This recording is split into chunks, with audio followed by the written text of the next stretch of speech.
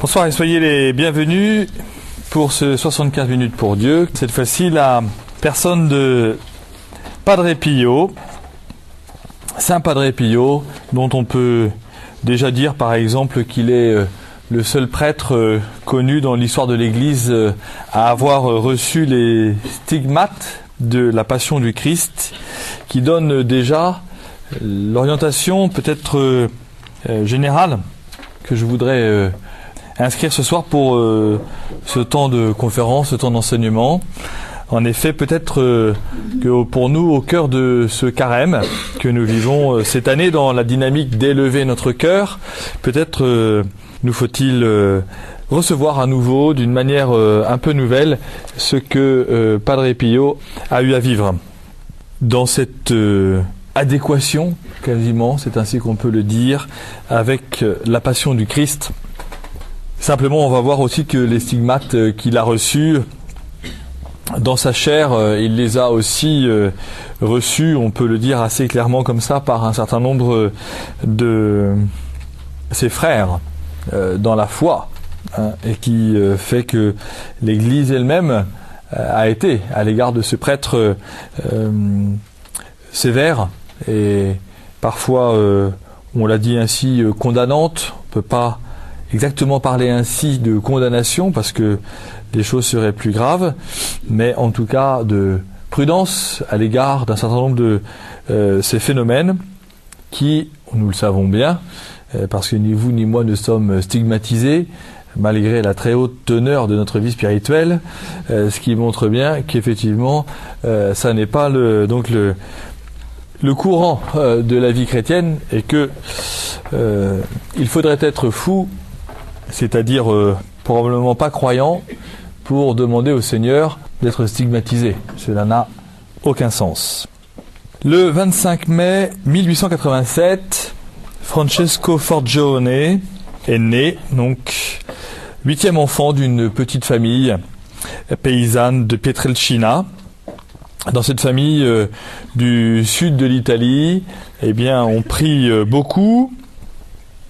Et Francesco, donc petit paysan, lui fait comme tous les autres enfants de son époque, il garde les brebis dans les champs, dans les montagnes alentour de son village. Mais avec lui, peut-être une différence qui fait qu'on le voit sous un autre regard très tôt dans son enfance, c'est que il garde avec les brebis avec le rosaire à la main. Il dira un peu plus tard que, effectivement, dès l'âge de 5 ans, quand il priait, il voyait l'invisible, sentant effectivement la présence que lui décrira comme étant plutôt la présence de son ange gardien, qui peut se comprendre dans la mesure où la spiritualité de l'ange gardien est une spiritualité très forte, notamment dans ces régions campagnardes, ou dans le sud de l'Italie, qui en plus est une région avec une religiosité très forte. Eh bien, tout ce qui est, vous allez comprendre pourquoi je le dis comme ça, les artifices du cœur de la foi. L'ange gardien n'est pas le cœur de notre foi, c'est le Christ mort et ressuscité, le cœur de notre foi. L'ange gardien, voilà. Eh bien, dans cette région du sud de l'Italie, c'est encore visible aujourd'hui, en Sicile aussi, sur l'île de Malte. Eh bien, on a du coup le développement d'une spiritualité très forte qui fait que, effectivement, dans la plus grande tradition catholique, eh bien, il n'est pas compliqué pour un enfant de dire « j'ai pas peur d'aller au champ parce que j'ai mon ange gardien ». J'ai pas peur d'aller garder les brebis et ou de me lever tôt le matin et dans le noir parce que j'ai mon ange gardien qui m'accompagne. Voilà.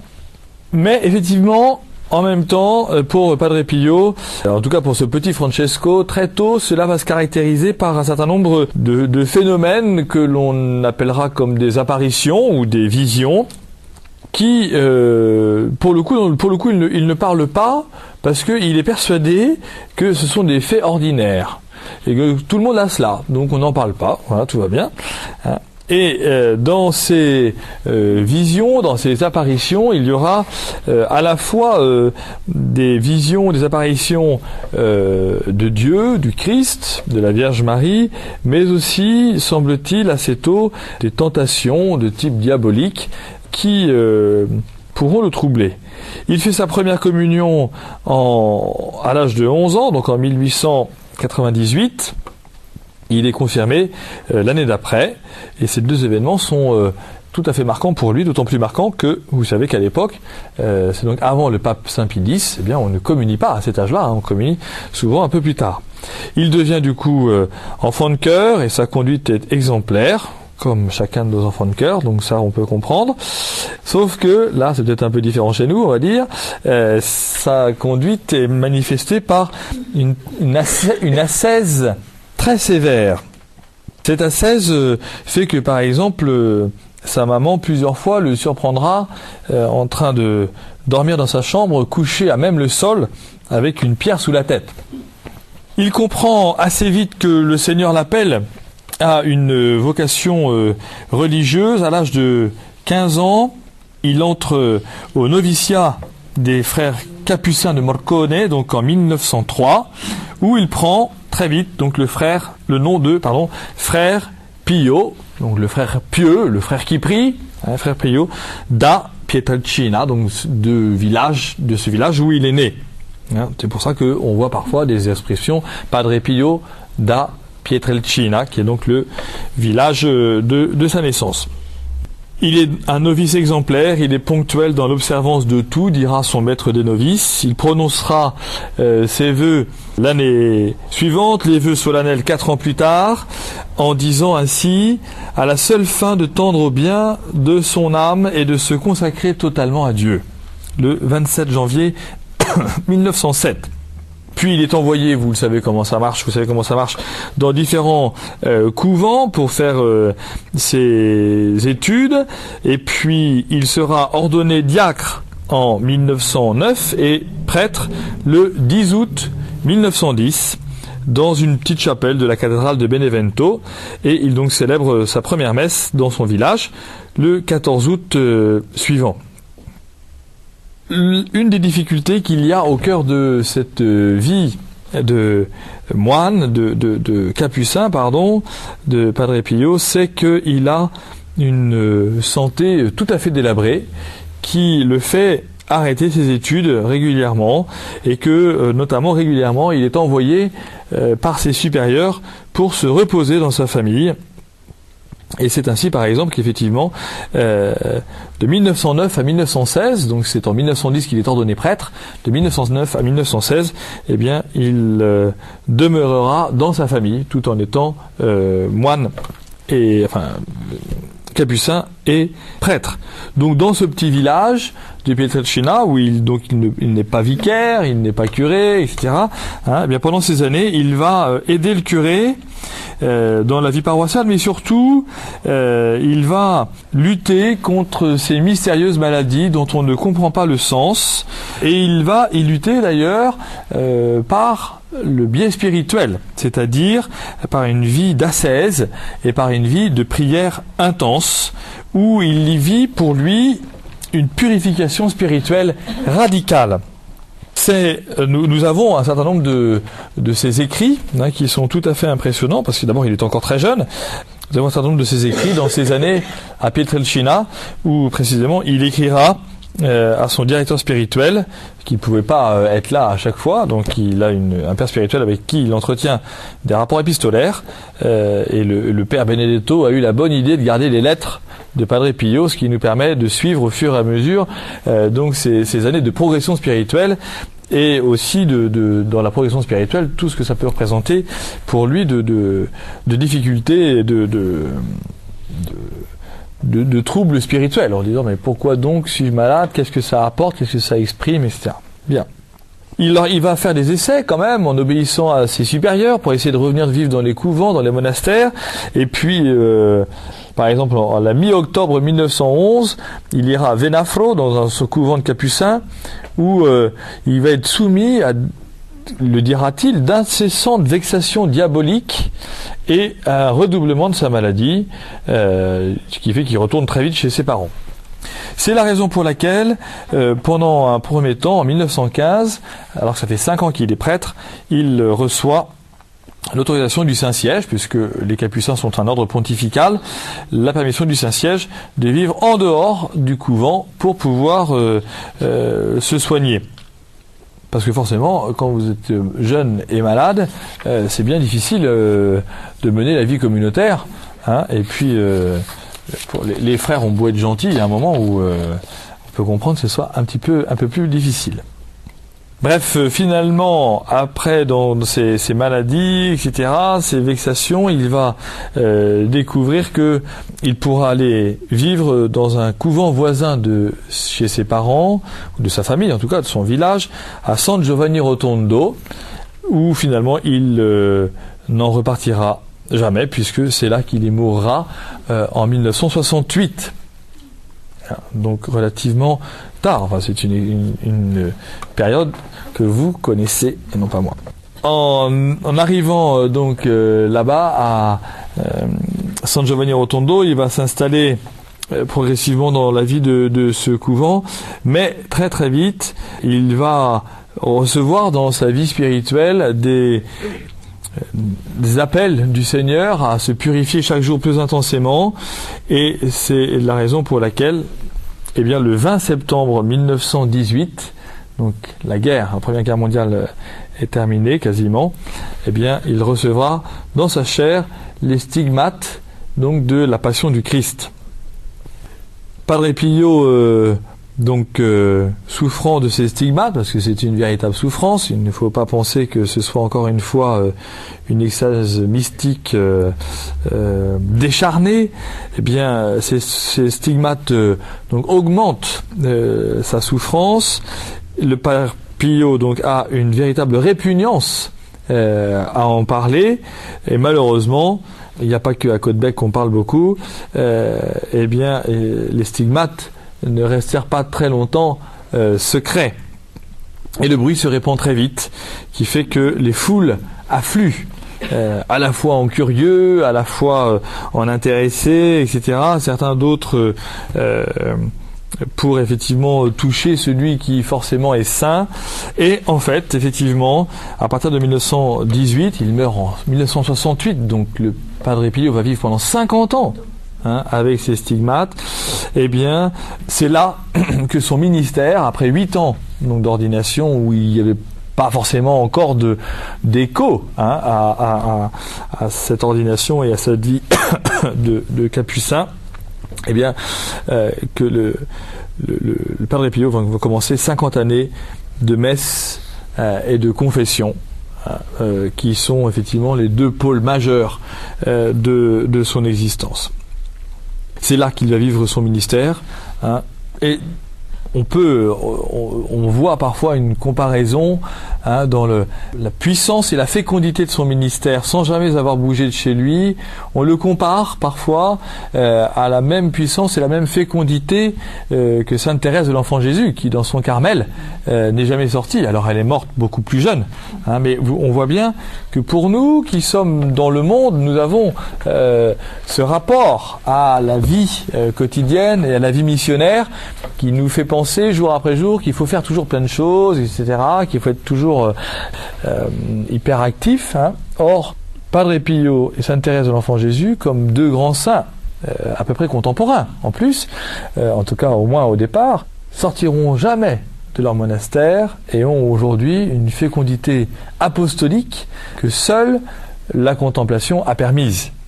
Et le Padre Pio notamment exprimera plusieurs fois que dans le fait d'être crucifié en étant au confessionnal, et de rester des heures et des heures et des heures au confessionnal, était pour lui autant d'occasions d'offrir toutes ses souffrances pour le Seigneur, pour le salut du monde. Il devient parfois un petit peu, il le comprend bien, une espèce de bête de scène, quelqu'un qu'on a envie de voir, etc. Donc c'est là que ça va commencer à devenir un petit peu plus compliqué. D'abord parce que l'Église regarde attentivement comment il vit ce phénomène religieux fort, et puis ensuite parce que même au niveau des scientifiques, eh bien, les médecins veulent aussi examiner les plaies de la Passion du Christ. En 1921, ça devient tellement incroyable et tellement fort au niveau des foules que le bruit court que Padre Pio va partir dans un autre couvent. Et alors c'est la population du village de San Giovanni Rotondo qui se rebelle et qui fait que le père reste donc contre l'avis probablement de son supérieur. C'est la raison pour laquelle Padre Pio a demandé, en ce souvenir, de pouvoir être enterré à San Giovanni Rotondo. Nous voyons que dans un premier temps, effectivement, sous le pontificat du pape Benoît XV, eh bien, les autorités ecclésiales regardent d'un bon œil ce qui passe à San Giovanni Rotondo. Benoît XV dit que Padre Pio est l'un de ces hommes que Dieu envoie de temps en temps pour convertir les foules. En même temps, assez vite, donc dès 1921, afin d'éviter les abus, le Saint-Office transmet certaines normes auxquelles Padre Pio devra se soumettre, ce qu'il fait. Ça se complique un peu derrière par un certain nombre de jalousies, de situations d'incompréhension, de situations où certains aimeraient pouvoir profiter plus encore de la situation. Et c'est là que le 31 mai 1923, les sanctions du Saint-Office tombent, et avec notamment l'interdiction pour le père Pio donc de célébrer en public. Le Padre Pio s'y soumet donc le 15 juin, donc c'est 15 jours plus tard, et cependant, à cause des menaces de la foule, le supérieur local autorise le père à célébrer dans la chapelle du couvent, ce qui veut dire qu'en fait qui est réduit, parce que la question n'était pas tant que le Padre Pio agissait mal, que on agissait mal à son égard. Donc notamment toutes ces foules en délire du sud de l'Italie, pour ceux qui sont allés dans le sud de l'Italie, Lourdes à côté le 15 août c'est calme. Donc voilà, c'est absolument effrayant. Donc finalement, voilà, c'est un petit peu compliqué. Il cherche à te toucher, etc. Enfin, à récupérer peut-être du sang qui coulerait de ses mains. Enfin, vous voyez le truc, voilà, à l'embrasser. Bon, et lui n'est pas du tout dans cette logique-là.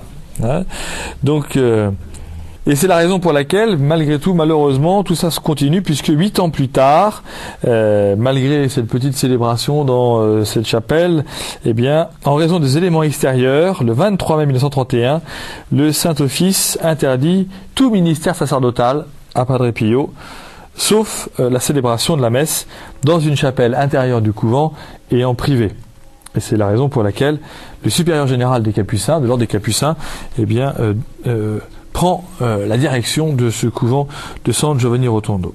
Pendant 2 années, Padre Pio va vivre dans la solitude et la souffrance, mais cependant dans l'obéissance absolue, en intensifiant encore sa vie de prière et en passant de longues heures à la bibliothèque du couvent pour lire et relire et découvrir encore la nécessité de cette union intime avec le Christ. En 1933, donc ça n'a duré que 2 ans, grâce à Dieu, il peut de nouveau célébrer la messe en public, et puis en 1934, il peut reprendre les confessions, parce que bien évidemment, l'arrêt total du ministère public veut dire qu'il n'avait même pas le droit de confesser. Donc, l'afflux des foules recommence, et cette vie normale, finalement, du Père, c'est comme ça qu'on va le comprendre désormais, va continuer. Elle continue à tel point qu'en 1959, après la Seconde Guerre mondiale, largement après la Seconde Guerre mondiale, eh bien, on va inaugurer en 1959 donc une nouvelle église plus grande pour pouvoir accueillir les foules et permettre au Père de célébrer la messe. Mais ce qui est intéressant et très important et tout à fait fort, providentiel et signe de la relation au Seigneur, c'est que le Père souffrant de la passion du Christ demande que les fonds que les gens viennent donner au Padre Pio pour pouvoir être guéris, etc., finalement soient transférés dans la création d'un hôpital de première classe qui s'appellera plus tard la Casa Sollievo della Sofferenza, donc la maison soulagement de la souffrance. Et ce que Padre Pio donc met en place, ce sont ces 2 choses. Cet hôpital, donc à San Giovanni Rotondo, quand on va à San Giovanni Rotondo aujourd'hui, on a cet immense hôpital absolument gigantesque de première classe, qui est un des plus beaux hôpitaux d'Italie. qui effectivement où il y a tout et où les plus grands spécialistes du monde viennent faire des stages pour découvrir certaines choses. C'est très très impressionnant. Et puis on a presque envie d'être malade pour aller là-bas, vous voyez. Enfin, voilà. Donc c'est tout à fait impressionnant. Et donc il crée cet hôpital et puis il crée aussi des groupes de prière pour permettre à chacun de s'extraire du rapport spécifiquement miraculeux qui est lié à sa personne. Et donc, le fait d'engager le monde scientifique dans cette démarche de soulagement de la souffrance, et puis dont on voit bien la résonance que ça peut avoir aujourd'hui par rapport à ce qu'on peut entendre sur l'acharnement thérapeutique, toutes les questions d'euthanasie, enfin vous voyez le choix volontaire, soulagement de la souffrance. Bah oui, de toute façon, on peut pas empêcher la mort et on peut peut-être pas empêcher la souffrance non plus. Il faut aussi qu'on puisse avoir un regard clair sur certaines situations, et puis ces groupes de prière pour dire que la relation au Seigneur, c'est pas d'assister à la messe d'un prêtre saint, c'est aussi peut-être, mais en tout cas c'est surtout de pouvoir être comme le disait Padre Pio, que ces groupes de prière soient des viviers de foi, où le Christ est présent chaque fois qu'ils se réunissent pour la prière et pour la messe.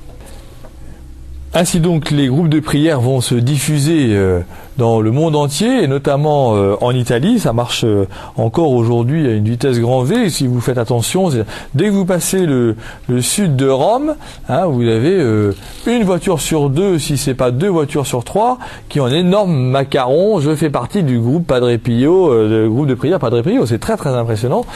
Et effectivement, ce sont des gens qui vont se réunir ici et là pour prier le Seigneur, partager autour de l'Évangile, et puis voir qui autour d'eux a besoin d'une visite, etc., etc. Donc vraiment là c'est probablement une des raisons extérieures dans la visibilité de la sainteté de Padre Pio, qui fait que tout n'a pas été simplement concentré sur lui et sur ce phénomène rarissime, et encore une fois qui n'est pas un critère de sainteté, puisqu'il y a d'autres stigmatisés qui ne sont pas canonisés, et qui fait que, ne voulant pas arrêter, encore une fois, sa mission à sa propre personne, la création de ces hôpitaux et la création de ces groupes de prière sont le signe précisément de son ministère et de la fécondité apostolique du fait qu'il ne soit jamais sorti de son monastère. Le Padre Pio, en même temps, vieillit, et son organisme est complètement usé à vivre et revivre avec la passion du Christ dans sa chair. Tout cela est absolument pénible. Dans les années, début des années 60, il ne pourra plus marcher, il va se déplacer en fauteuil roulant, et finalement c'est le 23 septembre 1968 que Padre Pio va mourir. La date du 23 septembre, pour nous, elle est importante parce que c'est le jour que le pape Jean-Paul II a décidé pour être le jour de la fête de Padre Pio. Vous savez que quand on connaît la date de la naissance au ciel du saint ou du bienheureux, eh bien c'est cette date-là qui est choisie, à moins qu'il y ait solennité, c'est cette date-là qui est choisie pour célébrer la fête de Padre Pio. Donc Padre Pio est célébré chaque année dans l'église le 23 septembre.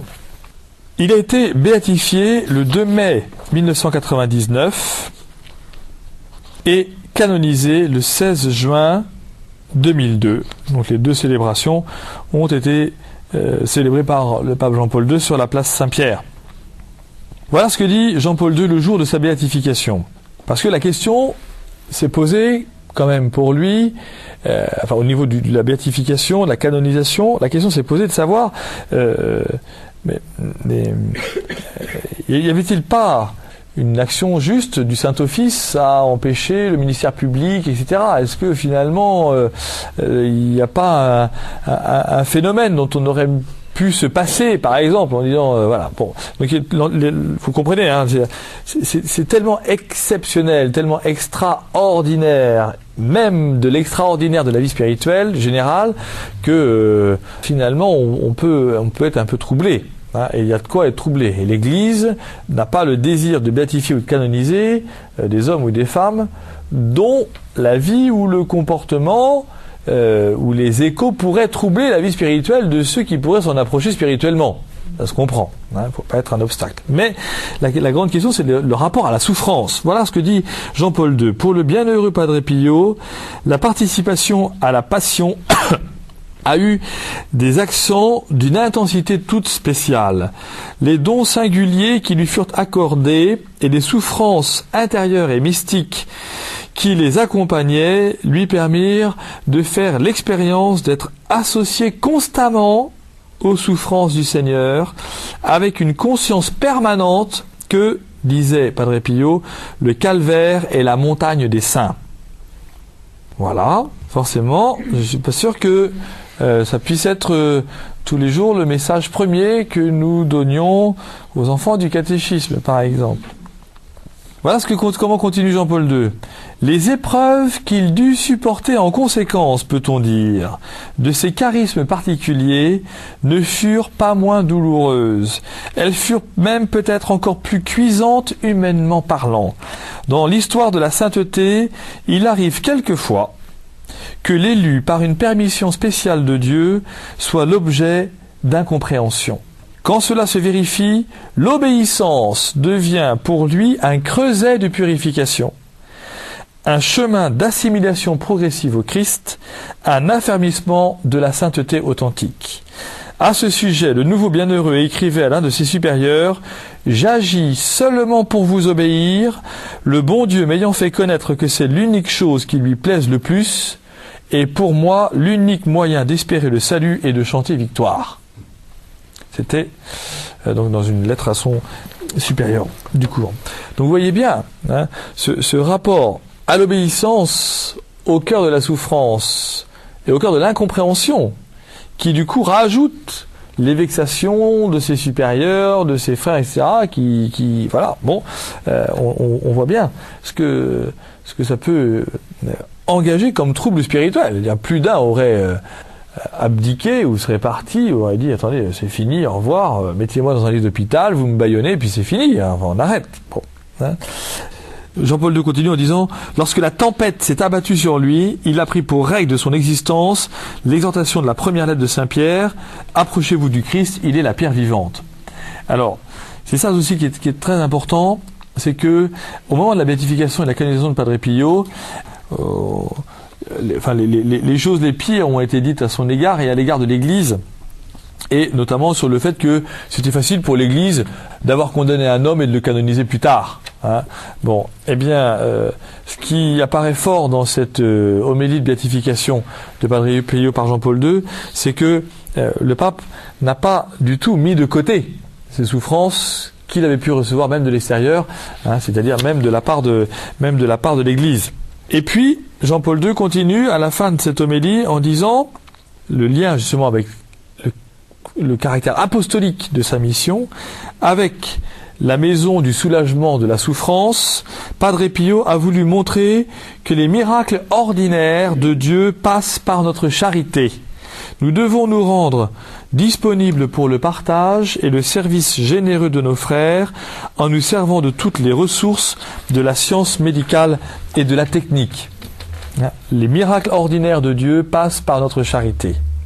Ça, c'est aussi une grande leçon spirituelle, parce que sinon, nous avons le risque de demeurer dans la prière dans une attitude simplement de demande. Comme on le voit, malheureusement, chez un certain nombre de nos contemporains, qui n'ont de rapport à Dieu que le rapport du téléphone rouge, du drame. J'ai appelé Dieu quand j'avais tel problème, il m'a pas répondu, donc c'est fini.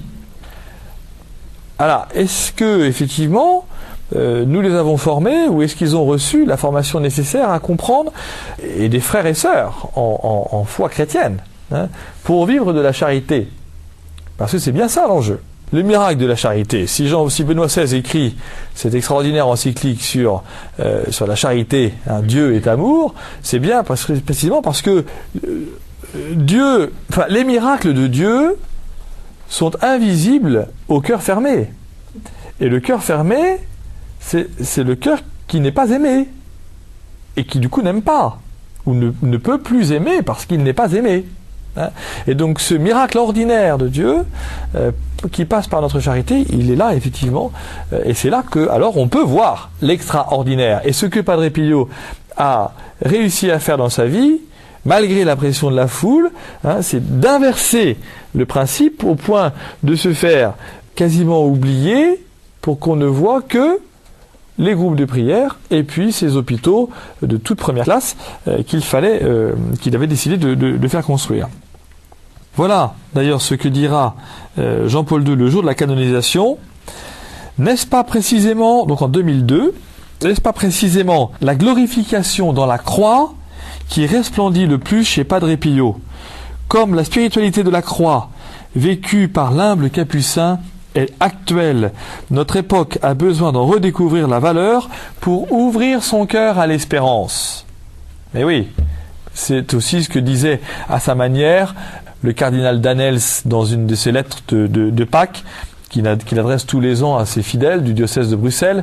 Hein, il avait intitulé ça « Pas de dimanche sans vendredi ». On peut aimer la résurrection, on peut dire Amen, Alléluia, il est vivant, tout ça. Et il est mort sur la croix. Hein. Donc ne l'oublions pas. Et notre spiritualité et notre manière de parler du Christ ne peut pas être que résurrection. C'est mort et résurrection. Et n'oublions jamais que ce symbole que ostensiblement la République laïque nous refuse, eh bien, c'est le symbole de la souffrance. On pourrait étudier philosophiquement et même peut-être plus profondément encore, quelle est la raison pour laquelle une société refuse de voir un homme en croix? Parce qu'il n'y a plus de souffrance chez nous? Parce qu'on refuse de voir la souffrance? Parce que c'est plus facile de nous orienter sur des choses en disant tout le monde est beau, tout le monde est gentil? Hein? Voilà, enfin, il y a des grandes questions là qui sont là. Padre Pio a été le généreux dispensateur, dit Jean-Paul II, de la miséricorde divine, étant disponible pour tous à travers l'accueil, la direction spirituelle et en particulier l'administration du sacrement de la pénitence. C'est là qu'il dit, Jean-Paul II continue en disant, puisse son exemple inciter les prêtres à accomplir avec joie et assiduité ce ministère si important aujourd'hui. La raison ultime de l'efficacité apostolique de Padre Pio, la racine profonde de tant de fécondité spirituelle se trouve dans cette union intime et constante avec Dieu, je vous le disais tout à l'heure, dont les longues heures passées en prière et au confessionnal étaient le témoignage éloquent. Il aimait à répéter « Je suis un pauvre frère qui prie », convaincu que, Padre Pio, la prière est la meilleure arme que nous avons, une clé qui ouvre le cœur de Dieu. Là encore, c'est très fort de voir que plutôt que d'orienter sa vie sur une espèce d'analyse du pourquoi de ses stigmates et de ses souffrances, hein, et d'une espèce de regard sur lui-même, hein, au même titre que Jésus crucifié, Jésus ne parle pas de lui. Hein, et donc au même titre, eh bien, Padre Pio donne là une clé en disant, ben voilà, est-ce que cette prière, est-ce que pour toi, tu comprends que tu ouvres le cœur de Dieu quand tu pries? C'est beaucoup plus intéressant à dire ainsi que de dire, par exemple, aux enfants du caté, on va faire la prière. Dire à un enfant, on va ouvrir le cœur de Dieu. Qui a la clé pour ouvrir le cœur de Dieu? Ah, j'ai pas envie de prier aujourd'hui. Bon, bah, Dieu n'ouvre pas son cœur. Je voudrais, pour terminer, parce que l'heure avance, vous lire quelques-uns de ses écrits, parce que c'est là qu'il est tout à fait passionnant, illuminant même pour notre vie d'aujourd'hui. Alors il y a plusieurs petites choses. Il y a des choses notamment sur la prière, des choses sur les prêtres. Je voulais commencer par le prêtre, comme ça j'en aurais pris plein la tête. Puis après. Voilà ce qu'il dit notamment sur les prêtres. Il dit « Le prêtre devrait être, et aujourd'hui plus que jamais, accessible à tous, mais mon frère, il nous faudrait pour cela posséder un bon patrimoine de vertu. » Sur la prière, alors il y avait toujours des gens, parce que donc il avait donc un nombre impressionnant de directions spirituelles, d'accompagnement spirituel. Alors il écrivait beaucoup parce que tout le monde ne pouvait pas venir le voir, donc il avait le temps cependant de réécrire. Voilà ce qu'il écrit en 1919, donc il a à peine 30 ans, et donc c'est une jeune femme Il dit, garde-toi, ma fille très chère, de délaisser la sainte oraison et toutes les autres pratiques de piété, parce que alors tu feras le jeu de l'adversaire, mais persévère avec courage et constance dans ce saint exercice, et attends que Dieu te parle, parce que un jour il te dira des paroles de paix et de consolation, te faisant connaître que tes souffrances auront été utilisées pour ton plus grand bien, et que ta patience aura porté ses fruits. Voilà. Nous, on abandonne au bout de 2 fois parce qu'on est fatigué, hein, et puis on dit j'ai déjà prié aujourd'hui, on verra demain. J'ai suffisamment prié aujourd'hui, c'est ça. Mais vous voyez, c'est pas la prière dans le fait d'avoir fait quelque chose, d'accomplir quelque chose, mais dans le fait de cette union intime à Dieu. Alors notamment, les Capucins, je ne sais pas si vous savez, mais les Capucins, notamment en Italie, ils n'ont pas la réputation d'être des grands intellectuels. Hein. Il est probable qu'effectivement, là encore, on ait à découvrir à travers la sainteté de Padre Pio que, eh bien, il faut travailler intellectuellement le développement de notre foi. Alors, voilà ce qu'il dit notamment sur la lecture et la prière. Ne me dites pas trop exigeant, dès lors que je viens encore vous prier d'amasser un grand trésor, en lisant autant qu'il vous est possible de saints livres. La lecture spirituelle nous est aussi nécessaire que l'air que nous respirons. Lisez beaucoup, et qu'il ne manque jamais à cette bonne lecture une fervente et humble prière. Lisez beaucoup. Hein? Voilà ce qu'il dit encore sur la lecture. En 1919, ça c'est aux novices de son monastère. Ayez grand soin de vos cœurs pour les purifier, suivant le nombre et les grandeurs des inspirations que vous recevez. Élevez fréquemment vos âmes vers Dieu, lisez de bons livres, la question c'est bon, hein. Lisez de bons livres le plus souvent que vous le pourrez, mais avec beaucoup de dévotion. Soyez assidus à la méditation et à la prière et à l'examen de conscience plusieurs fois par jour. Tout va bien. Alors, après, la grande question des vacances. Nous, on est quand même un peuple en vacances, hein, avec nos 32 heures de travail par jour. Alors, voilà ce qu'il dit sur les vacances.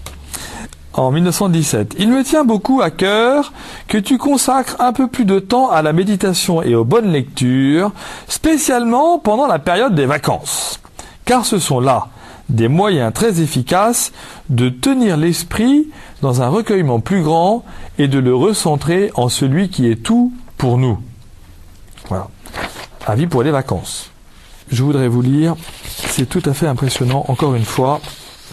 Quand on découvre sa personnalité, on ne peut pas tricher. Il lisait à cœur ouvert des gens qui venaient se confesser. Vous imaginez le truc, hein, vous préparez votre confession, vous avez le ticket 45. Ah, vas-y, on est obligé, hein. Ok, vous avez le ticket 45, voilà, vous arrivez dans le confessionnal. Très bien. Et, vous avez forcément prévu votre confession et vous savez que vous tombez sur un prêtre dont on dit déjà qu'il lit à cœur ouvert. Ok, donc a priori, vous trichez pas, quoi. Hein, tac, non pas qu'a priori vous trichez avec moi qui dit pas dans vos cœurs par exemple. Bon, mais du coup, la personne arrive, dit ses péchés, très bien, et Padre Pio dit, et il y a 2 ans, dans le jardin, tu te souviens pas? Et là la personne qui dit, ah oui, non mais c'était pas grand chose, mais c'est un péché. Bon, tout va bien, hein, on va prendre des tickets pour la nuit, mais oui, alors c'était impressionnant comme ça. Et alors, il y avait des gens qui du coup quittaient le confessionnal. Hein, c'est insupportable. La révélation dans un face-à-face d'un péché que vous vous êtes caché, par exemple, ou dont vous avez mis une telle tonne de protection pour que jamais ça ne vienne en plein jour. Pour vous, pour votre plein jour, c'est pas le plein jour de public, on s'en fiche, c'est de la grâce du confessionnal, hein, du ministère de la Réconciliation. Eh ben, il y a des gens qui partaient du confessionnal, hein, et puis qui revenaient 2 jours, 3 jours, 6 mois plus tard. Et Padre Pio disait, ah, bien, nous allons continuer. Vous voyez, alors, ce qui est fort à l'intérieur de tout cela, c'est que il y a une leçon pour nous, hein, qui est cette leçon qu'au cœur de cette souffrance, qui est aussi la souffrance de notre péché, eh bien, nous n'avons rien à cacher à celui qui a donné sa vie pour nous. Et donc, ayant donné sa vie pour nous et donné en abondance pour que nous ayons la vie, eh bien, autant lui permettre de purifier les choses. Alors, voilà ce qu'il dit sur les aveugles spirituels. En ce qui me concerne, voilà, donc tout ça, ça n'est que Padre Pio. En ce qui me concerne, je ne m'arrêterai plus de pleurer pendant tout le temps qu'il me reste à vivre.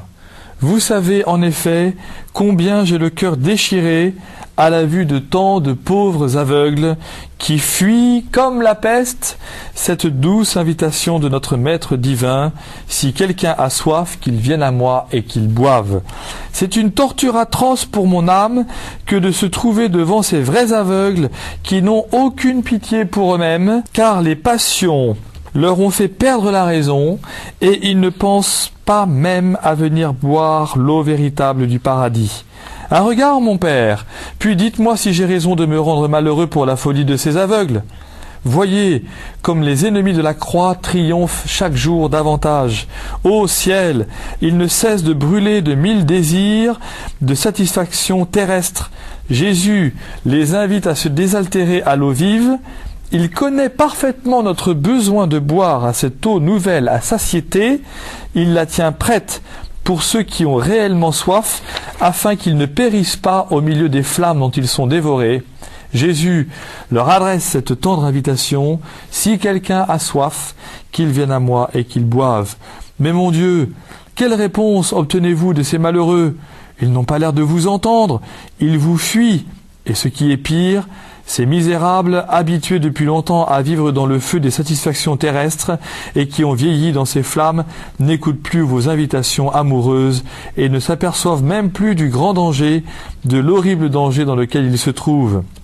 Quel remède vous faut-il utiliser pour que ces malheureux Judas fassent retour sur eux-mêmes? Par quel remède pouvez-vous espérer que ces vrais morts ressuscitent? Ah, mon Père, mon âme se fend sous la douleur. Eux aussi, Jésus est venu les saluer, les embrasser, leur donner un baiser. Mais ce salut n'a pas sanctifié ces misérables. Cette étreinte ne les a pas convertis. Ce baiser, hélas, non seulement ne les a pas sauvés, mais n'en sauvera peut-être jamais la plupart. La miséricorde divine ne les attendrit pas davantage. Les bienfaits de Dieu ne les attirent pas. Les châtiments ne les domptent pas. Les douceurs les font devenir insolents. Les sévérités les rendent furieux. Dans les périodes prospères, ils se fâchent.